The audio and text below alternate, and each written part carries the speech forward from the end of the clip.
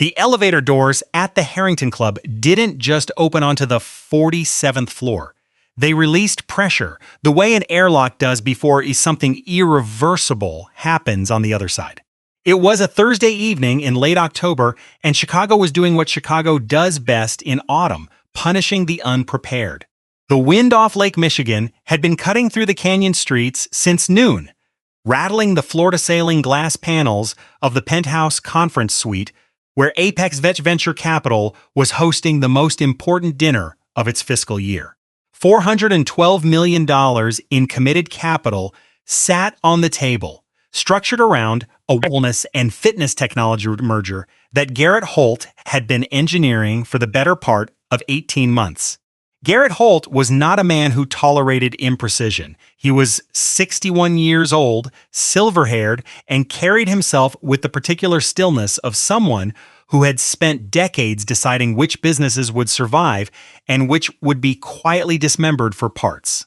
He had built Apex into one of the most feared venture capital firms in the country, not through brilliance necessarily, but through an absolute refusal to be wrong in public. Tonight, the Penthouse suite had been arranged like a military briefing room. Term sheets, acquisition frameworks, and actuarial projections fanned across a long mahogany table. Bottles of a single malt Scotch whiskey, aged 25 years, sat uncorked and breathing near the center. 3 international investors had flown in specifically for this dinner. A Canadian pension fund director named Raymond Caulfield, a South Korean infrastructure billionaire named David Marlowe, who operated entirely through his Chicago-based office, and a silent Australian co-investor, whose name appeared on exactly 2 documents in the room and nowhere else. He was listed only as C. Harrow. But before the investors arrived, before the catering staff from the hotel's private dining service had finished arranging the crystal, there was a moment in the service corridor on the 47th floor that nobody on the executive team noticed. A man stepped off the staff elevator at 5:47 p.m., 15 minutes before guests were due. He was tall, considerably taller than the corridor seemed designed to accommodate, wearing a faded olive canvas jacket over a plain gray shirt, dark jeans with a small tear at the left knee, and boots that had clearly walked a significant number of miles on surfaces that were not polished marble. He carried nothing except a worn leather notebook and a takeaway coffee from the cafe 3 blocks south. The catering supervisor, a woman named Nadia Reeves, who was 29 years old and had spent 2 years managing private event logistics, spotted him immediately. Her instinct was to redirect him. The staff entrance was on the south side, and lost contractors ended up in the prep area at least twice this week. She started toward him with the polite, efficient smile she used for redirections. Then she stopped. It wasn't anything dramatic. It was a small thing. The man had paused near the glass partition separating the corridor from the main conference suite. He wasn't looking at the room itself. He was looking at the structural joints where the glass panels met the steel frame, the particular intersection where the building's ventilation system created a barely perceptible draft.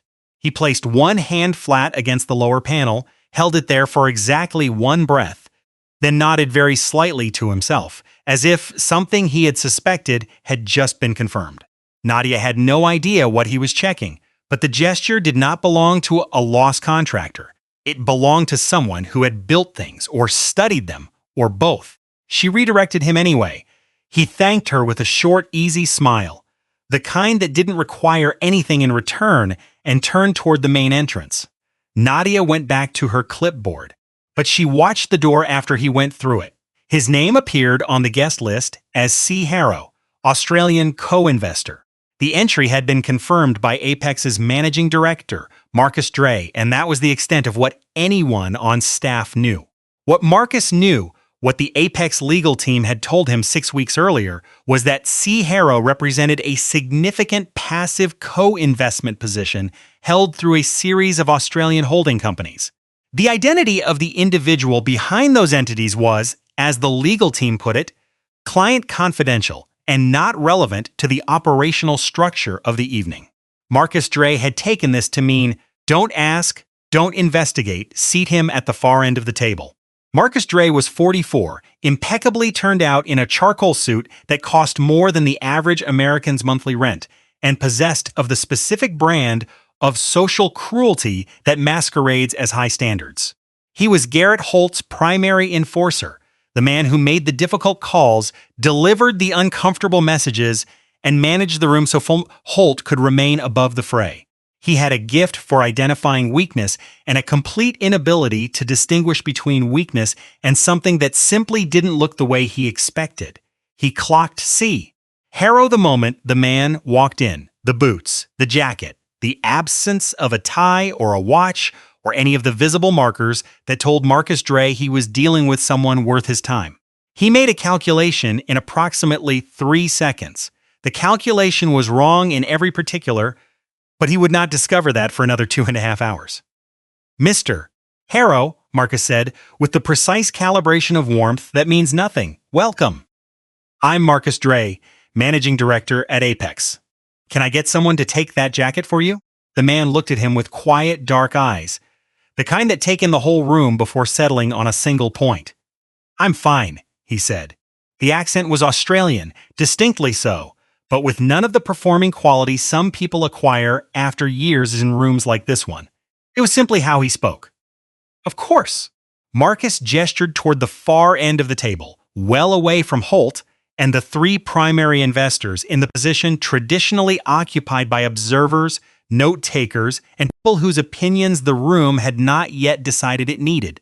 C. Harrow looked at the seat. Then he looked back at Marcus. He didn't argue. He sat down, placed his leather notebook on the table, and accepted a glass of Scotch from the catering staff with a brief thank you that the server actually heard.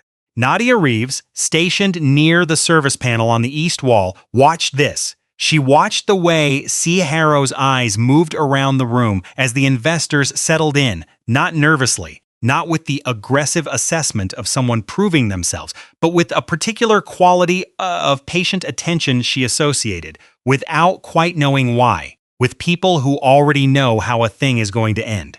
The dinner began at 7. By 7:20, it was already going wrong. Garrett Holt was presenting the core thesis of the merger, a consolidation of 3 mid-tier fitness technology companies into a single integrated wellness platform targeting the premium health market across North America and the Asia-Pacific region. The thesis was sound as far as it went. The problem was execution. Holt's presentation assumed a level of operational understanding about the wellness industry that his audience didn't share, and instead of adjusting for this, he was accelerating, piling density on top of density, assuming the numbers would carry the room. Raymond Caulfield was the first to show strain. He was a methodical man who made decisions slowly and documented his reasoning at every stage. He had stopped nodding somewhere around the point where Holt moved from market size projections to user retention modeling without pausing to establish why retention was the critical metric in the first place. David Marlowe had said nothing at all since sitting down. He was watching Holt with an expression of absolute neutrality, which in Nadia's experience meant either deep agreement or deep skepticism. She had not yet determined which. From the far end of the table, C. Harrow had not moved. His notebook was open, but he had written nothing. He held the Scotch glass loosely, occasionally tilting it to observe the color of the spirit in the light. Once, very briefly, he glanced at the actuarial projection on the document in front of him, flipped to page 11, paused on a figure, then turned back to page 3. The whole sequence took 45 seconds. Nadia saw it. She didn't know what it meant, but something about it made her stay close to the east wall. Then Marcus Dre stood up. He tended to do this when he sensed the room needed redirecting, and began supplementing Holt's presentation with the kind of confident assertions that sound like facts until you examine them closely. The critical differentiator, Marcus said, is that the premium fitness consumer in the 25 to 45 demographic has demonstrated a consistent willingness to pay a 40% price premium for integrated data experiences. The science on this is settled. Raymond Caulfield looked up. Could you point me to a specific study? The 40% figure. Marcus smiled the smile of a man who has never needed to provide a source. It's the composite of several longitudinal datasets. I can have our research team send the full bibliography tomorrow. From the end of the table, very quietly, C. Harrow said, "The figure is closer to 26%, and it's not stable across age cohorts." The table went still. Marcus turned toward the far end. He had not expected the observer to speak, and the tone, not confrontational, simply accurate, caught him without a prepared response. "I'm sorry, Mr. Harrow, are you referencing a specific dataset? The Australian Institute of Sport Consumer Behavior Study from 2022, cross-referenced with the Johns Hopkins Center for Health Behavior Research from 2023. C. Harrow turned a page in his notebook.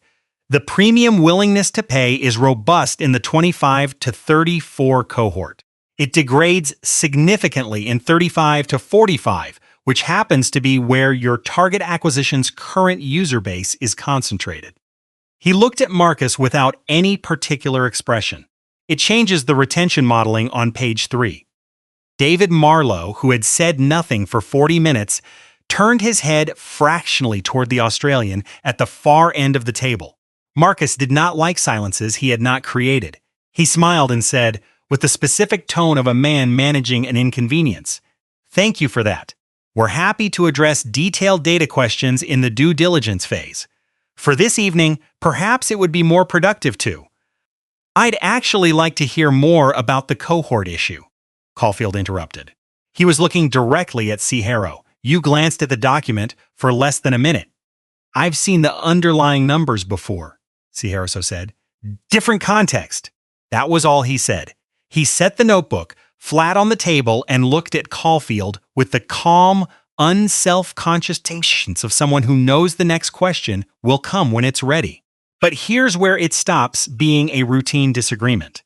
Because Marcus Dray, a man who had humiliated junior analysts in front of clients, who had once reduced a 32-year-old associate to tears in the middle of a partner meeting over a rounding error, who had built his reputation on never being challenged from below, Marcus Dray looked at the worn boots and the olive jacket and made the worst decision of his professional life. He straightened his cuffs.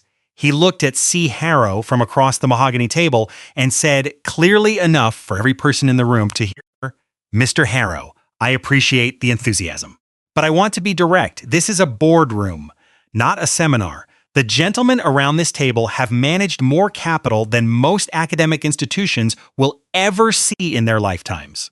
They don't need commentary from someone who showed up to a $400 million meeting in a jacket from a camping store." Nadia Reeves stopped moving entirely. Garrett Holt went very slightly still. Raymond Caulfield looked at the tablecloth. David Marlowe did not look anywhere. He simply stopped the way a machine stops when a critical process fails. C. Harrow looked at Marcus Dray, not with anger, nothing like anger, with that same quality of patient attention. He set down his glass of scotch very slowly, and the soft sound of it finding the table was the loudest thing in the room for a long moment. "Okay," he said, "that was all." He opened his notebook again and wrote something at the top of the page. He did not look at Marcus. Marcus waited for a protest, an apology, a visible display of wounded dignity he could dismiss. Nothing came. The absence of it seemed to irritate him more than an argument would have. He buttoned his jacket with one sharp movement and turned back to the center of the table. "I'm also going to recommend to Mr. Holt that the co-investment position held through the Australian holding structure be reviewed before we proceed further," Marcus said, his voice level and deliberate, carrying cleanly to every corner of the room. "Passive capital is passive capital. We appreciate the participation. We don't require the editorial." Garrett Holt said nothing. He was looking at the window. Nadia Reeves, by the east wall, set down the decanter she had been holding for the past 90 seconds without realizing it.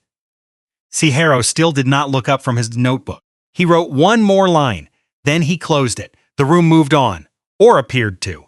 Marcus resumed the presentation, the same fluent, confident forward motion, now carrying a fresh edge of authority from having dealt with the disruption cleanly. Caulfield accepted a refill of his glass. Marlowe adjusted the documents in front of him. For approximately 4 minutes, the evening appeared to have corrected itself. The man at the far end of the table had accepted his position, absorbed his warning, and gone quiet. Marcus Dre had managed a difficult moment, and the room had returned to its intended shape. Nadia watched C. Harrow's hands. They were resting flat on the closed notebook, completely still. That was the thing she kept coming back to. Not the notebook. The stillness. It didn't look like defeat.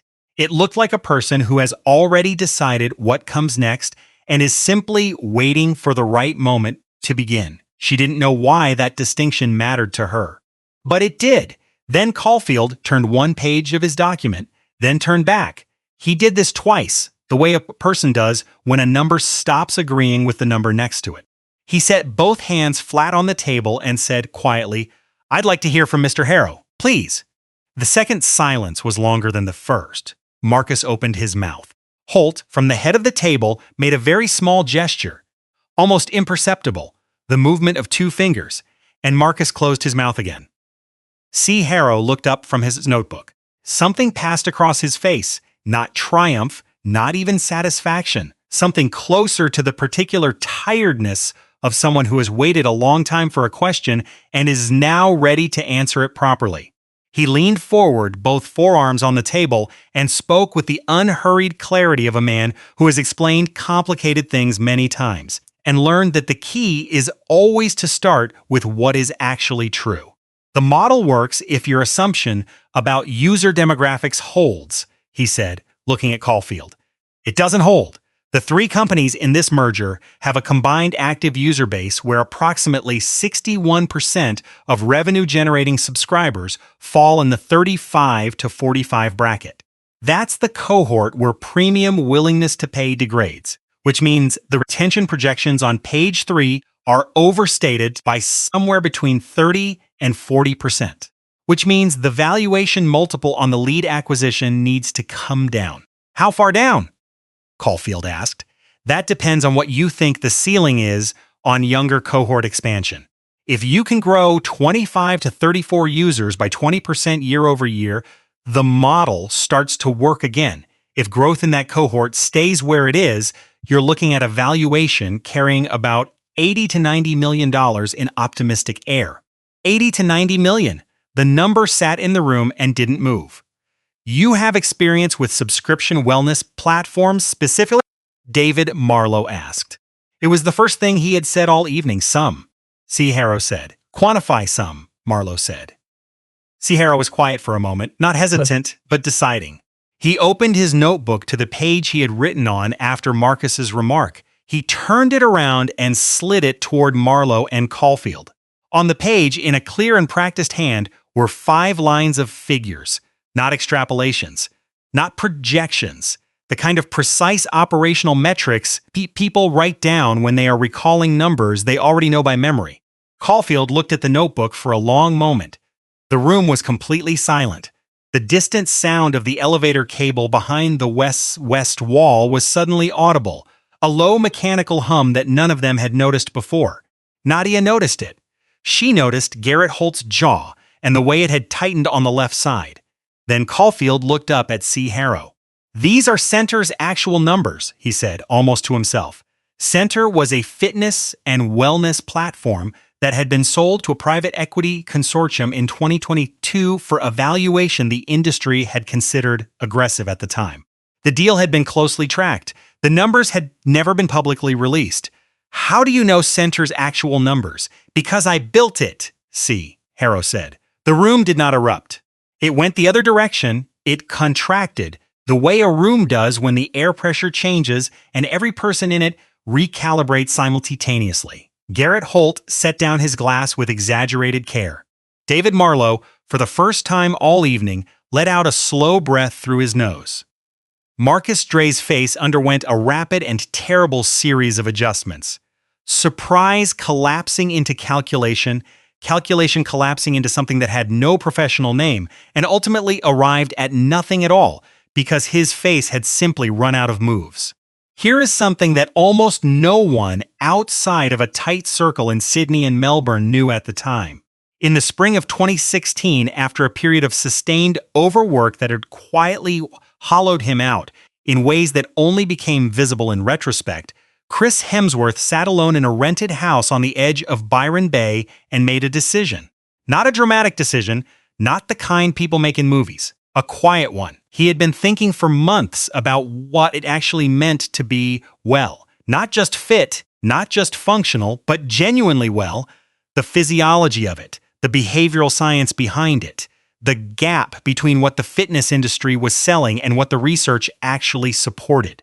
He had no background in tech. He had no background in business development at any meaningful scale. What he had was a particular quality of sustained attention that he had spent years applying to physical performance and a growing conviction that the information people needed was being buried under marketing. He put a significant amount of his own capital into the idea and spent the next 3 years working with a small team: exercise scientists, behavioral health specialists, nutritionists, engineers, building something that reflected what the evidence actually said. He kept his involvement quiet because he didn't want the product shaped by his name. He wanted it shaped by whether it worked. He still carries on the inner cover of the notebook he brings to every meeting a single handwritten line from the research scientist who first convinced him the project was viable. It reads, "The data doesn't care what you're famous for, neither does he." He reached into the inside pocket of the olive canvas jacket and placed a single card on the table. He slid it toward Marcus Dre specifically. It was a plain card, no logo, just a name and a series of company registration numbers in a small, clean font. Christopher Harrow. Harrow Holdings Limited, ABN 47-212-408-019. Beneath it, it's in smaller text, majority silent, co-investor, High Post Capital Consortium. Center platform founding 2016, divestment 2022. Marcus picked up the card. He read it. He set it down. He picked it up again. The High Post connection was something Apex's legal team had known in the abstract, a silent co-investor in their current acquisition target.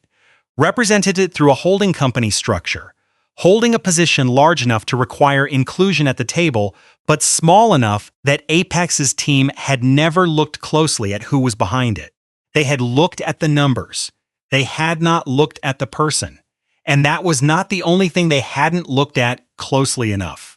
Because over the course of the next 40 minutes, 3 other people in that building, people who had worked directly with Marcus Dre over the past 4 years, were going to say things that none of them had been prepared to say until tonight.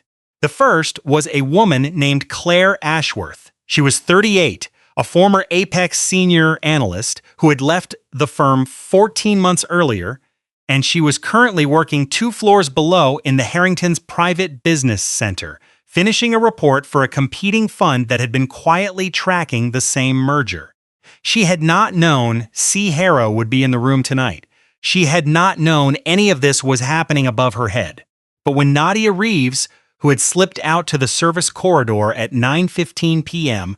and heard enough through the oak door to understand what was unfolding, came downstairs and found her and said simply, "There is someone upstairs I think you would want to speak to." Claire Ashworth closed her laptop without hesitation. Because Marcus Dre had ended her career at Apex in the autumn of 2023 by publicly attributing her analysis to someone else. The analysis was a retention model she had spent 11 weeks building, the most rigorous work of her professional life, and he had presented it in a partner meeting with 14 people present under the name of a junior associate he was mentoring. And when she raised it afterward in writing, he had told her the discrepancy was a matter of recollection, not record, and that her tone in the email was concerning. She had resigned within the month. She had the original timestamp drafts on a personal hard drive. She had been carrying them for 14 months, waiting without quite knowing what she was waiting for. The second was a man named Patrick Gould, 31, a former Apex associate dismissed in March of the previous year. His termination letter cited performance issues. The actual reason, which 2 other associates had witnessed and said nothing about, each fearing the same outcome, was that Patrick had questioned Marcus Dre's valuation methodology on a healthcare deal during an internal review session. He had been correct. The deal had subsequently underperformed by 31% against projection in its first year. Marcus had filed the performance review that ended Patrick's contract 4 days after that session, using language precise enough to be deniable and damaging enough to follow Patrick into every subsequent job reference. Patrick now worked for a smaller advisory firm in Milwaukee. He drove down on a Thursday night when Nadia called him, arriving at the Harrington at 10:02 p.m. He had brought documentation. He had been bringing it everywhere for 8 months, in a manila envelope at the bottom of his laptop bag, against the possibility that someday it would be useful. The third was Nadia Reeves herself. She had worked the 47th floor for 2 years, and in that time she had seen Marcus Dre conduct 3 separate Apex events in the Penthouse suite. At the second of those events, in February of this year, she had watched him berate a junior catering employee, a 24-year-old named Jesse, who had accidentally poured still water instead of sparkling in a way that was not a quiet, professional correction. It had been sustained, personal, and contemptuous.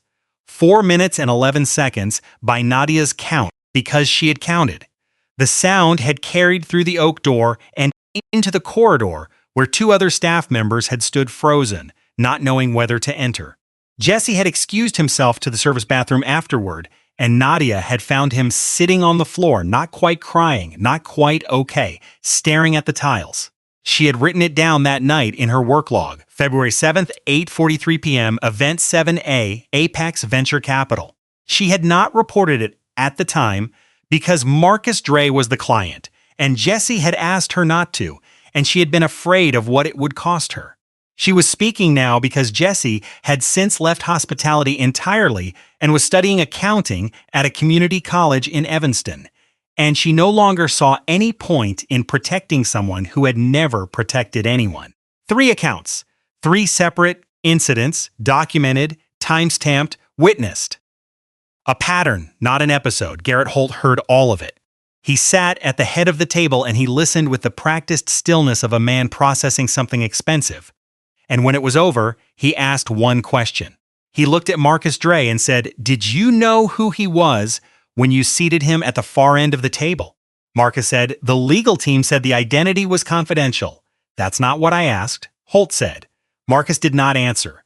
That was in its way an answer. What happened to Marcus Dre happened the way most institutional reckoning happens, not in a dramatic scene, but in a sequence of quiet administrative events that added up to something final. Garrett Holt called him into a side meeting room at 11:15 p.m. after the investors had dispersed to their suites, and the conversation lasted 11 minutes. Marcus's security pass for the Apex offices was deactivated at 8 a.m. the following morning. The formal termination letter, citing conduct unbecoming a senior representative of the firm, a material failure of client due diligence, and a documented pattern of conduct incompatible with Apex's stated professional standards, referencing Section 12. 4 of his employment contract was delivered to his personal email at 9:47 a.m. Thursday, the 22nd of October. He read it sitting in the lobby of a hotel 3 blocks from his apartment, having already been denied access to the building where he had spent 9 years building what he believed was an unassailable position. The Apex board issued a restructuring announcement the following Monday. It did not name Marcus Dre. It did not need to. But that was only the beginning of what happened to the people who had built the room that way in the first place. Claire Ashworth's time-stamped analysis, the 11-week retention model, was submitted to Apex's internal ethics committee by the end of that week. The committee, now acutely aware of its regulatory exposure, engaged outside counsel from Brennan and Whitfield LLP to conduct an independent review of attribution practices across 7 deals in which Marcus Dre had been the lead. By the 14th of November, the review had expanded to 11 deals. Claire was invited to serve as a paid consultant to the process. Her billable rate was $380 per hour. She accepted without negotiation. Patrick Gould's documentation of the March dismissal was reviewed by the same counsel. The healthcare deal that had underperformed by 31% was flagged for separate examination. Two limited partners in that fund had formally requested a written explanation for the valuation discrepancy by the end of November. The fund's general counsel sent responses that were, by general assessment, unsatisfying. A class action filing was being prepared by Patterson & Oaks LLP on behalf of 4 affected investors, citing the specific March review session and the documented suppression of contrary analysis. The filing named Apex Venture Capital as the primary respondent. On the 12th of November, a finance publication ran a piece under the headline, Apex's $400 M Wellness Bet, a culture problem 3 years in the making. The piece did not name C. Harrow. It named Marcus Dre in connection with the termination and the ongoing ethics review, with enough specificity that anyone who had attended the October dinner or worked at Apex in the previous 4 years understood exactly what had happened and why. The piece was shared 19,000 times in the first 60 hours. 2 Apex limited partners withdrew committed capital, a combined total of $37 million, and redirected it to a competing fund before the end of the month. Garrett Holt issued a public statement on the 15th. It acknowledged the review, reaffirmed the firm's commitment to professional standards, and expressed regret for the manner in which certain matters were handled during a period of rapid organizational growth. The statement had been drafted by a public relations firm. It was read flatly by anyone who understood what it was, and at Apex's current level of visibility, most people who read it understood exactly what it was. Holt's name appeared in the headline of a follow-up piece on the 22nd of November. He did not issue a further statement. His assistant replied to press inquiries with a single sentence, Mr. Holt is focused on the firm's ongoing restructuring. He was also, as of the second week of December, in conversations with the firm's founding limited partners about the terms of a potential transition of the managing partner role. Those conversations were, at his insistence, confidential. They did not remain so. As for the deal itself, it closed on the 14th of November with the corrected valuation and a substantially renegotiated indemnification structure that reflected the actual demographic data, not the optimistic version that had been presented in the Penthouse suite 3 weeks earlier. Raymond Caulfield committed his fund's position 3 days after the dinner. He called his senior partner from the black German sedan on the way back to his hotel that night and said, only, we need to revisit the model before we sign anything with anyone else. David Marlowe's office sent a formal letter of intent the following week. His personal note attached to the letter contained one sentence, please extend our regards to Mr. Harrow. The FTC matter was disclosed by the acquisition target's legal team, addressed through a formal consent agreement, and resolved within 60 days without affecting the deal's core structure.